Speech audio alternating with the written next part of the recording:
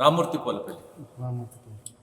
Okay. నిన్న మన కాళేశ్వరం గురించి అంటే రిపోర్టర్లు కానీ ఎవరైనా అడిగితే మన తెలంగాణ కోసం మనం ప్రశ్నిస్తే జైలు వేస్తా అని చెప్పేసి రేవంత్ రెడ్డి అంటారు. దీనిపైన మీ స్పందన ఏంది? నియంత పరిపాలన కదా, నియంతలాగా ఆలోచిస్తారు. మంచివారి పరిపాలనకు నియంత పరిపాలన తేడా ఉంటుంది. మంచి వాళ్ళు ఇప్పుడు వీళ్ళు అధికారం రానికి ఎన్నైనా చెప్తాం, ఏమైనా చేస్తాం, 6 గ్యారంటీలు, 6 గ్యారంటీ సరిపోయినట్టు 7వ గ్యారంటీ ఎవరైనా ఎక్కడైనా ప్రశ్నించవచ్చు అన్న తర్వాత మరి అది ఏమైందని అడుగుతున్నా. 7వ గ్యారంటీ ఏదైందని అడుగుతున్నా రాష్ట్రంలో. ముఖ్యంగా విద్యార్థులు అడిగితే విద్యార్థులు గ్రంథాలయం చదువుకుంటే గల్లబడి గుంజుకొచ్చి కొడతారు. అదేవిధంగా బెటాలియన్ కానిస్టేబుల్ భార్యలు వాళ్ళ ఉద్యోగాల విషయంలో ఇబ్బంది పడుతుంటే వాళ్ళని కూడా ఇక్కడ రోడ్ల మీద ఎగ్గికొట్టిన పరిస్థితి కూడా చూసాం. ఎందుకంటే ఇప్పుడు లగచర్ల కానీ, పోర్లపల్లి కానీ, హక్కింపేట్ల వాళ్ళ భూములు వాళ్ళకు అడిగితే కూడా ఛాతీల మీద కాలేసి తొక్కింది కూడా చూసాం. ఇది నిరంకుశ పాలన, అదేవిధంగా ఒక నియంత పాలన అన్నది చెప్పకనే తెలుస్తుంది. ఓకే. కాళేశ్వరం కూలిపోయిందని చెప్పేసి రేవంత్ రెడ్డి 10 సార్లు అంటున్నారు. అసలు నిజంగా కాళేశ్వరం కూలిపోతే నీళ్లు మనం తెచ్చుకోవచ్చా అంటే ఏమంటామంటే నీళ్లు వదలొచ్చు కదా అని చెప్పేసి ప్రశ్నించిన ఒక రిపోర్టర్ అంటే వాళ్ళపైన కూడా జైల్లో అంటే నేను జైల్లో పెట్టకుండా తప్పు చేసిన రిటైర్ ఇంజనీర్లను ముఖ్యంగా వాళ్ళకున్న పరిణితి కానీ పరిజ్ఞానం కానీ 0% అని చెప్పొచ్చు. ఒక చదువురాని ముఖ్యమంత్రి, ఒక పరిజ్ఞానం లేని ముఖ్యమంత్రి, విషయాల మీద అవగాహన లేని ముఖ్యమంత్రి రాష్ట్రంలో ఉన్నాడు అన్నది విషయం అందరికీ తెలుసు. ముఖ్యంగా తెలంగాణ ముఖ్యమంత్రి ఆంధ్రప్రదేశ్ అసిస్టెంట్ ముఖ్యమంత్రిగా పనిచేస్తున్నది కూడా నీళ్ల విషయంలో స్పష్టంగా కనబడుతుంది. 2014 ముందు అసలు గోదావరి మీద ఎలాంటి పరిస్థితులు ఉండే, మనకు రావాల్సింది 968 టీఎంసీ హక్కుగా. కానీ మనకు వచ్చింది ఉమ్మడి పాలనలో ఒక ఎస్ఆర్ఎస్పీ తప్ప ఒకటి కూడా కట్టలేదు. దాని కెపాసిటీ 80 టీఎంసీలు. ఓవరాల్గా చూసుకున్న గోదావరి మీద 100 టీఎంసీలు మొక్క మీద కొట్టి దాదాపు 800 టీఎంసీలు లేపకపోయింది. అలాంటి క్రమంలో గౌరవ కేసీఆర్ వచ్చిన తర్వాత నీళ్ల మీద ఏ విధంగా పనిచేసినది చూసుకోవచ్చు. ఎస్ఆర్ఎస్పీ తర్వాత కేసీఆర్ గారు రాగానే సదర్మట్ నిర్మించడం జరిగింది. దాని తర్వాత ఎల్లంపల్లి పూర్తి చేయడం జరిగింది. దాని తర్వాత సుందిల్లా, అన్నారం, మేడిగడ్డ, సమ్మక్క సాగర్, సీతమ్మ సాగర్, అదేవిధంగా దేవాదుల ఫేజ్ 1, ఫేజ్ 2, ఫేజ్ 3 కూడా కంప్లీట్ చేయడం జరిగింది. జాకారం నుంచి దేవన్నపేట వరకు దాదాపు 49 కిలోమీటర్ల టన్నెల్ని కూడా దాదాపు ఏషియాలో అతిపెద్దది. ఇలాంటి సాగునీరు కానీ తాగునీరు కానీ ప్రతి ప్రాజెక్టులో 10% తాగునీరు, అదేవిధంగా మిగతా సాగు కూడా మొత్తం రాష్ట్ర వ్యాప్తంగా ఏం జరిగింది అన్నది కూడా గత పార్లమెంట్లో కూడా చెప్పడం జరిగింది. రఘునందన్ అడిగిన క్వశ్చన్, ఇతర సభ్యుడు అడిగిన క్వశ్చన్కు గత 9.5 ఏళ్ళు బీఆర్ఎస్ ప్రభుత్వం ఎంత కొత్తగా సాగునీరు అందించిందంటే 98 లక్షల ఎకరాలకు నీళ్ళు అందించిందని చెప్పింది. అది చాలదా మేము ఏం చేసినాం అన్నది? నువ్వు సన్యాసివి, నువ్వు చదువురానివి, నీ పరిజ్ఞానం లేనివి, అసలు కాళేశ్వరం గురించి నీకేం తెలుసు?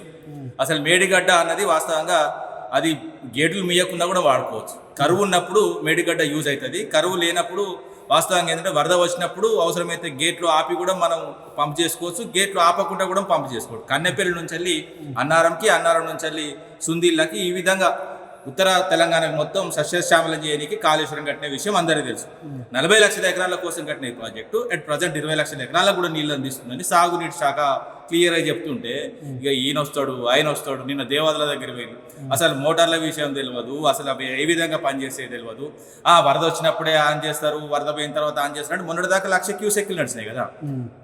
ముఖ్యంగా సమ్మక్క సాగర్ దగ్గర మొన్నటి వరకు 1,08,000 క్యూసెక్ల వాటర్ అక్కడ ఉంటే మోటార్లు ఆన్ చేయకుండా ఇప్పుడు నిన్న మొత్తం వరద తగ్గిపోయింది.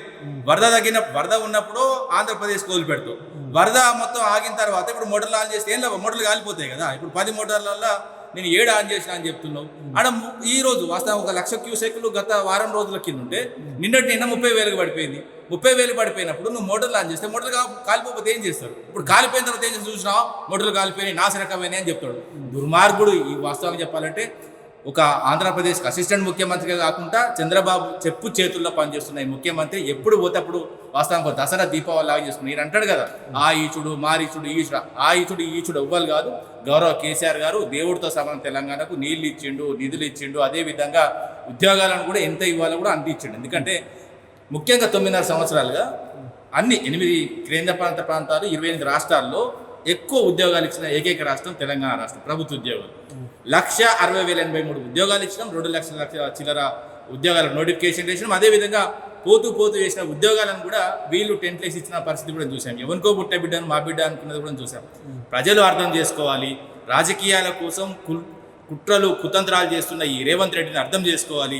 ఆయనకు అధికారం పరిమావది. అదేవిధంగా 5 ఏళ్ళు 5 అన్నదమ్ములు సంపాదించుకునే ప్రయత్నం చేస్తున్న ఈ రేవంత్ రెడ్డిని తరిమి కొట్టే రోజులు ఖచ్చితంగా ఉన్నాయి. కాళేశ్వరం కట్టింది దండగా ఏ రైతు బాగుపడలే అన్నట్టుగా రేవంత్ రెడ్డి చెప్తాను. కేవలం కేసీఆర్ స్వలాభం కోసమే కాళేశ్వరం కట్టిందని చెప్తాను. దీనిపైన మీ తనకి ఏం తెలుసు అసలు కాళేశ్వరం దాని స్ట్రక్చర్ ఏం తెలుసు? ఎస్ఆర్ఎస్పి నుంచి వెళ్ళి దాని తర్వాత కింది వరకు ఏదైతే మనకు మేడిగడ్డ వరకు ఏదైతే ఈ ప్రాజెక్టు ఉన్నాయో ఈ ప్రాజెక్ట్ నుంచి ఎత్తిపోసుకోవడం కూడా తెలియదు. ఎందుకంటే తలాపున వారుతుంది గోదావరి, మా చేను మా చెలక ఎడారని రాసుకున్న పాటలు చూసాం. అదేవిధంగా ఈ నేల కరువును చూసాం, ఈ నేల వలసపోవడం చూసాం. ఏ విధంగా పరిస్థితులు ఎందుకు గత పాలనలో అన్యాయమైందే కదా కొట్లాడిన తర్వాత ఇప్పుడు మా ప్రభుత్వం 9.5 సంవత్సరాలు ఎందుకు పంటలు ఎక్కువ పండినాయి, 9.5 సంవత్సరాలు 98 లక్షల ఎకరాలకు ఎందుకు నీళ్ళు అందినాయి అనేది అర్థమవుతుంది. అంతకుముందు ఎందుకు లేదు? మరి 2014 ముందు వీరి పరిపాలకులే కదా, మరి అప్పుడు ఎందుకు చేయలేదు? అప్పుడు ఎందుకు ప్రాజెక్టు కట్టలేదు? మేము కట్టినాం కాబట్టి నీళ్ళు వచ్చినాయి. ఈ రోజు సన్న బియ్యం రేషన్ షాప్లో ఇస్తులంటే కూడా గౌరవ కేసీఆర్ చదివే తప్ప వీళ్ళ ముఖాలు చూసి వరి వికసించి పండలేదు, వీళ్ళ ముఖాలను చూసి ఏదైతే ఏ పంటలు కూడా పండలేదు. నిన్న మొన్న ఒక రిపోర్టర్ అడిగితే, సార్ ఇప్పుడు ఎల్లినో ఉన్నది, మీరు నీళ్లు కూడా వదలట్లేదు, రైతులు ఎట్లా పండించాలని చెప్తే వాళ్ళ బీఆర్ఎస్ వాళ్ళ నేతృత్వంతో అంటే రక్తంతో చెల్లిస్తే పంటలు పండుతాయని చెప్తారు. దీనిపై మీ స్పందన ఏంటండి? ప్రజలు మొత్తం అర్థమవుతుంది. రక్త పిపాసేవుడు వ్యాంపైర్ అంటారు, రక్తం తాగే రాక్షసులు. ఆ రక్తం తాగే రాక్షసులు కాంగ్రెస్ పార్టీ. క్లియర్గా తెలుసు కదా, తెలంగాణ నేల మీద అసలు కలిపిన దుర్మార్గుడు నీళ్లను. ముఖ్యంగా 48లో స్వాతంత్రం వచ్చిన తర్వాత, దేశానికి 47లో వచ్చినప్పుడు మన 48లో స్వాతంత్రం వచ్చిన తర్వాత 8 ఏళ్ళు సపరేట్గా ఉన్న తెలంగాణ తీసుకుపోయి కలిపి దుర్మార్గం చేసింది. దాని తర్వాత 69లో 369 మందిని చంపిందవాడు, 95 సార్లు కాల్పులు జరిపిందవాడు నీ కాంగ్రెస్ ప్రభుత్వం కదా. అప్పుడు ఇందిరాగాంధీ ప్రభుత్వం, తర్వాత సోనియా గాంధీ. నువ్వే చెప్పినావు బలిదేవత అని. బలిదేవత కదా మొత్తం ఇందిరాగాంధీ. అదే విధంగా నువ్వు ఏదైతే నువ్వు దేవత మొన్నటిదాకా దయ్యమనో ఇప్పుడు దేవత అంటున్నావు, దేవత బలిదేవత వీళ్ళందరూ కలిసి మొత్తం తెలంగాణ రక్తాన్ని వీర్చిల్లు. ఇంకెంతమంది వీర్చారు? నువ్వు వచ్చిన తర్వాత కూడా విద్యార్థులు చచ్చిపోవట్టే, రైతులు చచ్చిపోవట్టే, చేనేత కార్మికులు చచ్చిపోవట్టే, ఆటో డ్రైవర్లు చచ్చిపోవట్టే. ఎవరికి లాభం? నువ్వు ఎవరి కోసం ముఖ్యమంత్రి అయినావు? నీ స్వలాభం కోసం నువ్వు ఏదైతే ప్రతీకారం కోసం వచ్చిన ముఖ్యమంత్రి తప్ప ప్రజల సంక్షేమం గురించి, ప్రజల శ్రేయస్సు గురించి నువ్వు ఎక్కడ ఆలోచించినావు? ఒక్కళ్ళ ఇంటికన్నా పోతున్నావు, ఢిల్లీకి 73 సార్లు పోయినావు. మరి ఇప్పుడు ఎందుకు? ఇప్పుడు కనీసం ఓ రైతింటికి పోతానవా? లేకపోతే మెషిన్ తీసుకొచ్చిన బక్క కాళ్ళతో విన్యాసం చేసి ఈ బాల్ అడుదంతా అడిపోతుంది, ఇడుదంతా అడిపోతుంది. దాని తర్వాత సింగరేణి డబ్బులు తీసుకొచ్చి 100 కోట్లు వేస్ట్ చేసి నువ్వు ఆటలు ఆడుకుంటావు నీ మనవని కళ్ళ సంతోషం కోసం. ఏమన్నా ప్రజలకు లాభం ఉన్నదా? నేను చెప్తున్నా కదా, అదే చౌముల్లా ప్యాలెస్లో ఏదైతే విశ్వ అందగత్తలను తీసుకొచ్చి ఆడ కూర్చోబెట్టి ₹1,00,000 భోజనం తిని మొత్తం వాళ్ళను వాస్తవంగా అవమానపరిచి మిల్లా మ్యాగీ, మీకు తెలుసు ఎందుకంటే ఇంగ్లాండ్ సంబంధించిన మిల్లా మ్యాగీ కూడా ఆమె డైరెక్ట్ స్టేట్మెంట్ కూడా జరిగింది. వీళ్ళందరూ నన్ను వేషలాగా చూస్తున్నారు, గలీజ్ నా కొడుకులను కూడా చెప్పిన ఈ ప్రభుత్వానికి సిగ్గు లేకపోతే ఇంకేందండి? ఎవరికి లాభం వచ్చిందండి ప్రభుత్వంతో? దుర్మార్గమైన ప్రభుత్వం, దుష్ట ప్రభుత్వం. ఈ ప్రభుత్వం ఎప్పుడు పోతే మళ్ళీ అప్పుడు ఈ ప్రజలు సంతోషంగా ఉంటారని చెప్తున్నారు. మీరేమో ఇట్లా చెప్పేసి నిన్న మొన్న మదిరా సభలో చెప్పేసి 117 స్థానాలు మేము ఇంకోసారి గెలుస్తాం, డీలిమిటేషన్ కాకుండా కూడా మేము గెలుస్తాం అని చెప్పేసి అంటున్నాం. డీలిమిటేషన్ అయినా డీలిమిటేషన్ కాకపోయినా 100% డీలిమిటేషన్ అవుతుంది. నేనేమంటున్నా, ఏఐసిసి క్లియర్గా ఆయన అంటుండే కదా 34 దాకా నేనే ముఖ్యమంత్రి అంటుండే కదా. ఏఐసిసి వెంటనే ఏఐసిసి ప్రెసిడెంట్ కానీ లేకపోతే సోనియా గాంధీ కానీ రాహుల్ గాంధీ కానీ వెంటనే ఒక లెటర్ రిలీజ్ చేయండి. నెక్స్ట్ ఎలక్షన్లకు రేవంత్ రెడ్డినే ముఖ్యమంత్రి పెట్టుకొని పోతున్నామని చెప్పండి. 34 కాదు 3-4 సీట్లు వస్తే నేను దేనికడదా అనుకుంటా. మళ్ళీ చెప్తున్నా, ఒకవేళ రేవంత్ రెడ్డి మళ్ళీ అధికారంలోకి వస్తే మీరు ఎక్కడ రమ్మంటే అక్కడికి వస్తా, ఎక్కడ ముక్కు రాకమంటే అక్కడ రాక్తా. తెలంగాణ ప్రజలకు ద్రోహం చేస్తున్న ఈ రేవంత్ రెడ్డిని గ్రామాల తిరగకుండా ఏ ప్రయత్నాలు చేస్తున్నారు రైతులు. ఎందుకంటే వాళ్ళకు కూడా తెలుసు ఇబ్బంది పడుతున్నారు. ఎందుకంటే ఈ ప్రభుత్వం ఉన్నది కదా, ఇక్కడ ఉన్న ఎమ్మెల్యేలు కానీ స్థానికంగా ఉన్న లీడర్లు కానీ మమ్మల్ని ఇబ్బంది పెడతారన్న ఆలోచనతో ఉన్నారు తప్ప ఓటుతో సమానం చెప్పే రోజులు ఖచ్చితంగా ఉన్నాయి. ఈ రేవంత్ రెడ్డి అనే రేవంతాసురుడిని ఖచ్చితంగా తెలంగాణ ప్రజలు తరిమి కొడతారు. ఓకే, మీరేమో ఇట్లా అని చెప్పేసి రేవంత్ రెడ్డి ముఖ్యమంత్రి రేవంత్ రెడ్డి ఏమన్నారంటే 117 స్థానాలు మేము గెలుస్తాం ఒక కాన్ఫిడెన్స్తో చెప్తున్నారు. మీ ప్రభుత్వం వస్తాను కానీ మీరు కూడా చెప్తాం, ఏ కాన్ఫిడెన్స్తో మీరు వస్తారని చెప్పేసి. ఇప్పుడు గత 9.5 ఏళ్ళు మేము ఏ విధంగా ఎన్నికలకు పోతామో మొన్న కూడా చూశారు. ఎందుకంటే గత ఉప ఎన్నికల సమయంలో కానీ వాళ్ళు ఏ విధంగా గెలిచిళ్ళు, ఎంత బ్లాక్మెయిల్ చేసిళ్ళు, ఎక్కడెక్కడ ఎన్ని పైసలు పంచి పెట్టిళ్ళు, దొంగ ఓట్లతో ఏ విధంగా గెలిచిళ్ళు. సరే, ప్రభుత్వం వచ్చిన తర్వాత కంటోన్మెంట్ ఎన్నికలు జరగచ్చు, కొత్తలో కాబట్టి ప్రభుత్వానికి వెయిట్ ఉంటుంది కాబట్టి కంటోన్మెంట్ గెలవచ్చు. దాని తర్వాత జరిగిన జూబ్లీహిల్స్ ఎన్నికల్లో మీరు ఏ విధంగా దొంగ ఓట్లు పెట్టిళ్ళు, చిన్న పిల్లలతో కూడా ఓట్లు వేసిళ్ళు, అయినా కూడా ఎన్ని ఓట్లు వచ్చినా చూసుకోవచ్చు. ఆ విధంగా ఎందుకంటే దాని తర్వాత వచ్చిన సర్పంచ్ ఎన్నికలు ముఖ్యంగా రాష్ట్ర వ్యాప్తంగా మేజర్ గ్రామ పంచాయతీలు గెలిచినామన్న సాకుతోని మళ్ళీ కూడా చెప్తున్నా, జెడ్పీటీసీ ఎంపీటీసీ ఎన్నికలు పెట్టకపోవడానికి ముఖ్య కారణం సర్పంచ్ ఎన్నికల రిజల్ట్. రాష్ట్ర వ్యాప్తంగా ఉన్న అన్ని మేజర్ గ్రామ పంచాయతీలు మీరు క్రాస్ చెక్ చేసుకోండి. ప్రతి ఊర్లో 2 నుంచి 3 ఎంపీటీ స్థానాలు ఉంటాయి. సో అవన్నీ మాకు వచ్చినాయి కాబట్టి భయపడి ఎంపీటీసీ జెడ్పీటీ స్థానాల్లో ఓడిపోతామన్న ఉద్దేశంతో వెనుకకు పోయి మాట్లాడుతున్న సందర్భాన్ని కూడా చూస్తున్నాం. ఎందుకంటే ఎలక్షన్లు ఎప్పుడు వచ్చినా మేము 9.5 సంవత్సరాలు నీళ్ళ విషయంలో ఏం పని చేసినాం, నిధుల విషయంలో 1 లక్ష పర్ క్యాపిటల్ ఇన్కమ్ ఉన్నది 3 లక్షల దాకా తీసుకుపోయి ఇప్పుడు ప్రతి నెలకు 18,500 కోట్లు రాష్ట్ర ఆదాయం వస్తుందంటే ఆ ఘనత మా గౌరవ కేసీఆర్ గారిది. అదేవిధంగా ఉద్యోగాల విషయంలో కూడా ఎంతో కొంత చేశాం. అదేవిధంగా ప్రైవేట్ అదేవిధంగా ప్రభుత్వ ఉద్యోగాలు వస్తే దాదాపు 50 లక్షల ఉద్యోగాల దాకా మేము ఫెసిలిటేషన్ చేసిన పరిస్థితులను చూసాం. ఒకప్పుడు సాఫ్ట్వేర్ ఇండస్ట్రీ ఏ విధంగా ఉండే, అదేవిధంగా నగరాలు ఓన్లీ హైదరాబాద్కే కాకుండా జిల్లా కేంద్రాలకు కూడా ఇప్పుడు వరంగల్ ఉంది, వరంగల్ కూడా టెక్ మహేంద్ర, సెయింట్ ఇలాంటి కంపెనీలు తీసుకొచ్చి దాదాపు 34 సాఫ్ట్వేర్ కంపెనీలు ఇక్కడ తీసుకొచ్చినాం. అదేవిధంగా మనకు ఏదైతే వరంగల్లోనే టెక్స్టైల్ పార్క్ కూడా ఏర్పాటు చేయడం, అక్కడ కూడా కంపెనీస్ నడుస్తున్నాయి, అది కూడా మీకు తెలుసు. అలాంటి పరిస్థితులు ఎందుకంటే నగరాలను అదేవిధంగా నగర వాతావరణం ఉన్న ప్రాంతాలను గ్రామీణ వాతావరణాన్ని ఏ విధంగా అభివృద్ధి చెందిందో కూడా మీరు చూశారు. మా పరిపాలన అన్నది గ్రౌండ్ స్థాయికి వెళ్ళింది, వీళ్ళ పరిపాలన అన్నది గ్రౌండ్ స్థాయిలో ఇబ్బంది పెడుతున్నది. ప్రజాపాలన అని చెప్తున్నారు. ఎవరికి ప్రజాపాలన ఇది? ఇప్పుడు ఇది ప్రజల కోసం వచ్చిన ప్రభుత్వం అయితే ప్రజల కోసం ఎక్కడన్నా ఏ వర్గమైనా సంతోషంగా ఉన్నా చెప్పండి. ప్రజాపాలన కాదు ఇది, రేవంత్ రెడ్డి అన్నదమ్ముల పాలన, రేవంత్ రెడ్డి ఏదైతే రియల్ ఎస్టేట్ సంబంధించిన మాఫియా పాలన తప్ప ఇక్కడ ప్రజాపాలన ఎక్కడ లేదు. ప్రజాపాలన అంటే ఎవడైనా ఎక్కడైనా ప్రశ్నించాల్సిన నీకు ఎందుకు భయం అవుతుంది? నీకు అరికాలలో చెమటలు ఎందుకు వస్తున్నాయి? నీకు నీ ప్రభుత్వానికి కేసు పెడతా ఉంటాను, పెట్టుకోమను. మాకు కేసులున్న కొత్తనా?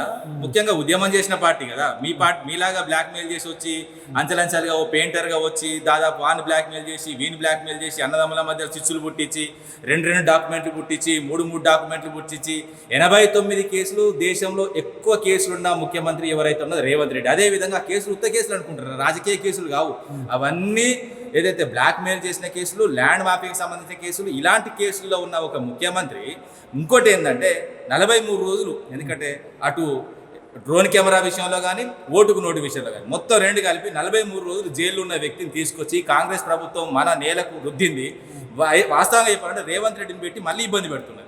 ఇలాంటి ఇబ్బందులు తట్టుకొని ఎన్నో ఇబ్బందులు ఎదుర్కొన్నది. కానీ ఏంటంటే ఉద్యమాలు చేసి అలసిపోయి ఒక పిక్చర్ మీదకి వచ్చి గౌరవ కేసీఆర్ గారి ఆధ్వర్యంలో ముందుకు పోతున్న తెలంగాణను మళ్ళీ వెనక తీసుకుపోతుంది. పాత రోజులు మళ్ళీ తీసుకొస్తున్నాడు, పాత రోజులు తీసుకొస్తాడు. ఓకే, గుండెల పని చేసి చెప్పండి అన్న. 2014 నుంచి 23 వరకు తెలంగాణ ప్రభుత్వం ఎట్లా ఉండే? అప్పుడు బీఆర్ఎస్ ప్రభుత్వం ఎట్లా ఉంది, ఇప్పుడు కాంగ్రెస్ ప్రభుత్వం ఎట్లా? డిఫరెన్స్ ఏముంటుందంటే చెప్పండి. నేను మళ్ళీ కూడా చెప్తాను, 2014 నుంచి 23 వరకు గుండె మీద చేసుకొని చెప్తున్నా. ప్రశాంతంగా ఉన్న తెలంగాణ, అన్ని వర్గాలు డెవలప్ అయినాయి. సంక్షేమాన్ని చూశారు. సంక్షేమం కూడా ఏదైతే సంపాదన పెంచినాం, సంక్షేమంగా పంచినాం. ప్రజల కళ్ళల్లో ఆనందాన్ని చూసినాం. ఒక మిషన్ కాకతీయ కానీ, మిషన్ భగీరథ కానీ, లేకపోతే పథకాలు కానీ, కళ్యాణ లక్ష్మి కానీ, కేసీఆర్ కిట్ కానీ, ఇలాంటి పథకాలు తీసుకొచ్చి మీకు చిన్నగా చెప్తే, చిన్న ఎగ్జాంపుల్, కేసీఆర్ గారు ఆరున్నాడు, ఈరున్నాడు, ఫామ్ హౌస్లో ఉన్నాడు, ఆ విధంగా ఈ విధంగా మాట్లాడదు. ఎస్, మా ఫామ్ హౌస్లో వ్యవసాయం నడుస్తుంది. కానీ కాంగ్రెస్ ఫామ్ హౌస్లో పేకాట వ్యభిచారం నడుస్తుంది. నేను అవసరమైతే మీకు చూపెట్టమంటే చూపెడతాను. ముఖ్యంగా ఏంటంటే మిషన్ భగీరథ బెస్ట్ ఎగ్జాంపుల్ చెప్తా. గౌరవ కేసీఆర్ గారు ఎక్కడుండి ఏ విధంగా పనిచేసిన అన్నది, విజనరీ నాయకుడు అన్నది బెస్ట్ ఎగ్జాంపుల్ మిషన్ భగీరథ. భూమి చుట్టుకొలత 45,000 కిలోమీటర్లు, మీరు అవసరమైతే క్రాస్ చెక్ చేసుకోండి. మిషన్ భగీరథ పైప్ లైన్ పొడవు 1,45,000 కిలోమీటర్లు. అంటే భూమికి 3 చుట్లు చుట్టి తీసుకొస్తే ఎంత దూరం ఉంటుందో అంత దూరం చేసిన ఘనత అయితే గౌరవ కేసీఆర్ గారు. ఈ విధంగా పనిచేసిన కాళేశ్వరం విషయంలో కూడా వీళ్ళు 1,00,000 కోట్లు అంటారు. 1,00,000 కోట్లతో ప్రాజెక్టు కడితే 94,000 కోట్లతో ఆర్ఈసీ రూరల్ ఎలక్ట్రిఫికేషన్ కార్పొరేషన్ నుంచి 94,000 కోట్లు మేము తీసుకొచ్చినాం. ఆ ప్రతి పైసా కూడా ఏదైతే REC company, REC rural electrification కేంద్ర ప్రభుత్వ సంస్థ, ₹1 కూడా వీళ్ళు వ్యర్థం చేయలేదు. కాళేశ్వరానికి పెట్టిన ఏ సర్టిఫికేట్ ఇచ్చారు. అదేవిధంగా పార్లమెంట్లో కూడా క్లియర్ సమాధానం, కాళేశ్వరంలో అవినీతి జరిగిందా అని అడిగిన క్వశ్చన్కి ఎట్టి పరిస్థితుల్లో అవినీతి జరగలేదని పార్లమెంట్ నిండు సభ చెప్తుంది. పార్లమెంట్ ఇక్కడ పెద్ద మొగల మీరు ఇప్పుడు వరకు కాళేశ్వరం ఇచ్చిన మొత్తం ఆరోపణలు రాజకీయ ఆరోపణలు తప్ప ఎక్కడ కూడా ప్రూవ్డ్ కాదు. అదేవిధంగా మేడిగడ్డ కూడా దాన్ని మొత్తం కడితే ఏంటంటే 4,300 కోట్లు. ఒక రాష్ట్ర ఆదాయంలో కూడా వాస్తవంగా సగం కూడా కాదు, సగం కూడా 25% కూడా ప్రతి నెల ఒక మేడిగడ్డ కట్టుకోవచ్చు. దాన్ని పూచిగా చూపెట్టి 1,00,000 కోట్లు అయితే 4,500 కోట్లు. మన రాష్ట్ర ఆదాయం ఎంత? 18,500 కోట్లు. 18,500 కోట్లు నువ్వు ఎన్ని నిర్మించుకోవచ్చు మేడిగడ్డలు? ఇంకోటి ఏంటంటే గౌరవ కేసీఆర్ గారు 968 టీఎంసీ అయితే గోదావరి మీద ఎత్తిపోసుకోవాలో ఆ ఎత్తిపోసుకునే క్రమంలో 400 నుంచి 500 టీఎంసీలకు ప్రాజెక్ట్ కట్టిండి. ఇంకా కూడా రైట్ టు ఎస్టాబ్లిష్మెంట్ అని ఇంకా ఆ ప్రాజెక్టు కట్టుకోవడానికి కేంద్ర ప్రభుత్వం నుంచి అనుమతి తీసుకుని 933 టీఎంసీలకు రైట్ టు ఎస్టాబ్లిష్ చేసిపోయిన మొగోడు మొనగాడు గౌరవ కేసీఆర్ గారు. నువ్వేం చేసినావు రావులా? నువ్వేం చేసినావు? నువ్వు వచ్చిన కాంచెల్లి నేను మళ్ళీ కూడా చెప్తున్నా, రాష్ట్ర ఆదాయం 18,500 కోట్లు అంటున్న సన్యాసి ఈ వరంగల్లో చెప్పినావు కదా మహిళా సభలో, ఇందిరా ఏదో సభ పెట్టి 18,500 కోట్లు అన్నావు. 18,500 కోట్లు 30 నెలలు లెక్కేసుకో. అదేవిధంగా నువ్వు తీసుకొచ్చిన అప్పు 4,50,000 కోట్లు ఆ లెక్కేసుకో. రెండు కలిపితే 10 లక్షల కోట్లు. 10 లక్షల కోట్లతో ఏం చేసినావురా అవలా అని అడుగుతున్నావు. దాని గురించి శ్వేతపత్రం రిలీజ్ చేయి. గత ప్రభుత్వం మీద ఏదో నువ్వు షో చేయడానికి చేసినావుగా ప్రభుత్వం వచ్చిన తర్వాత. ఇప్పుడు 30 నెలలు అయింది. మరి మీరు పెట్టిన ఖర్చు, మీరు తీసుకొచ్చిన అప్పు, మీరు వచ్చిన తర్వాత వచ్చిన ఆదాయం ఏడికి పోతున్నది? 73 సార్లు పోయినప్పుడు ఢిల్లీకి పోతున్నదా? రాహుల్ గాంధీకి ఇస్తున్నావా, లేకపోతే మోడీకి ఇస్తున్నావా, అమిత్ షాకి ఇస్తున్నావా? ఎవడు బతుకుతున్నాడు ఇడా? ఎవరికి ఏమొచ్చింది తెలంగాణలో? ఈ 30 నెలలుగా ఒక ప్రాజెక్ట్ కట్టినావా? ఒక మెడికల్ కాలేజ్? ఎస్ మేము కట్టినాం. జిల్లాకో మెడికల్ కాలేజ్ కట్టినాం, జిల్లాకో సమీకృత కలెక్టరేట్ కట్టినాం. అదేవిధంగా పథకాలు చేసిన మిషన్ భగీరథ, మిషన్ కాకతీయ ఇలాంటి ప్రాజెక్టులు, అదేవిధంగా మేడిగడ్డ, అదేవిధంగా కాళేశ్వరంలో చాలా ప్రాజెక్టులు, అదేవిధంగా దక్షిణ తెలంగాణలో కూడా పాలమూరు రంగారెడ్డి ప్రాజెక్టు ఈ విధంగా కట్టుకొని ముందుకు పోయినాం. మీరు ఏం చేసిండ్రు? మీరు తీసుకొచ్చిన ఏదైతే అప్పు మాయం చేస్తున్నారో అదేవిధంగా రాష్ట్రానికి వచ్చిన ఆదాయం మింగుతున్నారు. మొత్తానికి 10 లక్షల కోట్లతోని నువ్వు ఏం చేసినావో ఒక శ్వేతపత్రం రిలీజ్ చేయి. నీకు దమ్మున్న ప్రభుత్వం అయితే అసెంబ్లీలో చర్చ పెట్టండి.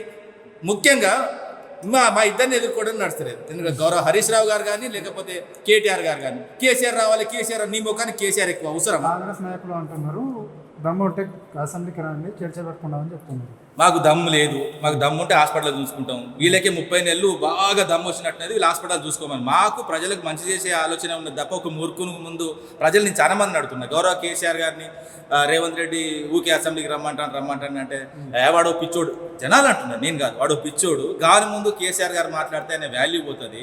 ఆయన వాస్తవంగా ఆయన స్థాయి కూడా కాదు. ఇవో స్టేచర్ అంటే స్టేచర్ ఏ స్టేచర్ నీ స్టేచర్ మాట్లాడతావు ఉప ముఖ్యమంత్రి. నిన్ను గురించి మాట్లాడలేదు. నేను ఉప ముఖ్యమంత్రి గురించి ఎక్కడ మాట్లాడలేదు. నీ గురించి కూడా పట్టించుకుంటాను. నీ కమిషన్ల దుకాణం రాష్ట్ర వ్యాప్తంగా అందరికీ తెలిసిపోయింది. ఇప్పుడు 10% 30% తీసుకుంది. నీ భార్య దుకాణంలో పైసలు ఇవ్వండి, అసలు ఖజానాకి పైసా కూడా రాదన్న విషయం అందరికీ తెలిసిపోయింది. మీ దాంట్లో ఉన్న ఎమ్మెల్యే అనిరుద్ధ్ రెడ్డి డైరెక్ట్ వస్తుంటే అరే 30% కాడ వస్తుండని ఖమ్మం సంబంధించి 2 మంత్రులు అంటున్నాడు. మేము అంటలేము కదా. ముఖ్యంగా నేను మళ్ళీ కూడా చెప్తున్నా, ఈ ప్రభుత్వము కాంగ్రెస్ ప్రభుత్వం అంటే నేను కూడా మళ్ళీ ఆయన కూడా అన్నాడు. ముఖ్యమంత్రి కాకముందు ఈ కాంగ్రెస్ ప్రభుత్వం అంటే A to Z స్కాములు చేసిన ప్రభుత్వం. ఈ స్కాములు ఉంటాయి, కాంగ్రెస్ అంటేనే స్కాములు. ఆ విధమైన అంశాలు ఆయన చెప్పింది. ఈ రోజు మాకు అదే నడుస్తుంది. 6 గ్యారెంటీలు అంటే తెలంగాణ ప్రజలకు చెప్పింది 6 గ్యారెంటీలు 420 హామీలు పక్కన పెట్టేసి గాలికి వదిలేసి కేవలం బీఆర్ఎస్ నాయకులు అంటే కేటీఆర్, హరీష్ రావు, కేసీఆర్ని వీళ్ళని మాత్రం విమర్శించి ఘోరంగా తిడతాం. అది చెప్పలేని భాషలో అన్పార్లమెంటరీ భాషలో మాట్లాడుతుంది. మీకు అసలు ఏమనిపిస్తుంది అంటే దీనిపైన? ఒక మూర్ఖుడు, ఒక తెలియదక్కువడు. వాస్తవంగా చెప్పాలంటే గౌరవ కేసీఆర్ గారు చెప్పినట్టు రామాయణంలో యుద్ధం అయిన తర్వాత అక్కడోడు మిగిలిన ఊళ్ళల్లో ఒక వాళ్ళే ఈయన అనుకోవడం చెప్తున్నారు. రేవంత్ రెడ్డి అనే వ్యక్తి కూడా రామాయణ కాలంలో రాముడు ఏదైతే యుద్ధం చేసిన తర్వాత కొంతమంది రాక్షసులు మిగిలిలో ఆ రాక్షసులు ఈయనొక్కడు. రేవంతాసురుడు. రేవంతాసురుడు కాబట్టి ఆ విధమైన మాటలు వస్తాయి తప్ప చెప్పండి వచ్చిన పంచలు ఏమన్నా మంచిగా మాట్లాడుతున్నాడా అంటాడు. ఈ కంచెలు నేను మంచిగా ఉంటా అంటాడు. ఇక నేను అస్సలే మాట్లాడు. 8 స్పీచ్ తీసుకొస్తా అంటాడు. 8 స్పీచ్ తీసుకొస్తే ఫస్ట్ అరెస్ట్ అయ్యేది ఆయనే కాబట్టి మళ్ళీ దానికి వెనుక తప్పుతున్నాడు. 8 స్పీచ్ తీసుకురామంటే దమ్ముంటే 8 స్పీచ్ తీసుకొచ్చి మంచిగా మాట్లాడి మంచి పరిపాలన చేయమంటున్నావు. ఇచ్చిన గ్యారంటీలు గాలి వదిలినావు. మీరు అన్నట్టు గ్యారంటీల మీద అసలు ఈయనకే గ్యారంటీ లేదు, ఈయన పోస్ట్కే గ్యారంటీ లేదు. ముఖ్యంగా ఎప్పుడు పోతో ఎప్పుడు ఊడుతుందో పైసలతో కాపాడుకుంటున్న విషయం అందరికీ తెలుసు. పైసలు లేకపోతే రాహుల్ గాంధీ ఎప్పుడో బయటపెట్టు. రాహుల్ గాంధీ ఇప్పుడు పార్టీ ప్రయాణికుల విషయంలో కూడా ఆయన రాజ్యాంగం చేతిలో పెట్టుకొని మా రాజీవ్ గాంధీ మా నాన్న తీసుకొచ్చిండు అని ఆయన మాట్లాడతాడు. ఈయన అధికారం రాకముందు ఆ గోడ మీద వాళ్ళ కాక ఈ గోడ మీద వాళ్ళతే కాల్చి అమ్ముతా అంటాడు. ఊళ్ళల్లో వస్తే రాళ్లతో కొట్టమంటే వాళ్ళని కొట్టాలి, నిన్ను కొట్టాలి. నిన్ను కొట్టే రోజులు ఖచ్చితంగా వస్తాయి. నీ ప్రవర్తన చాలా హీనంగా ఉన్నది, చాలా జుగుప్సాకరంగా ఉన్నది.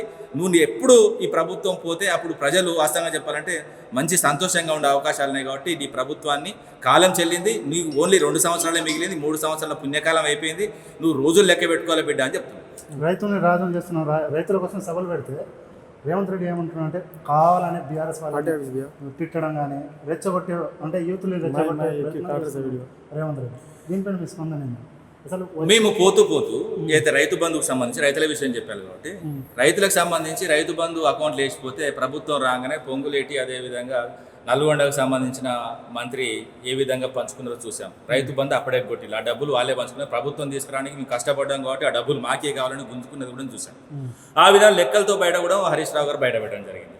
అదేవిధంగా రైతులకు వీళ్ళు వచ్చినప్పటి నుంచి ఇప్పుడు యూరియా విషయం కూడా చూసాం ఏ విధంగా ఇబ్బంది పడుతున్నారు.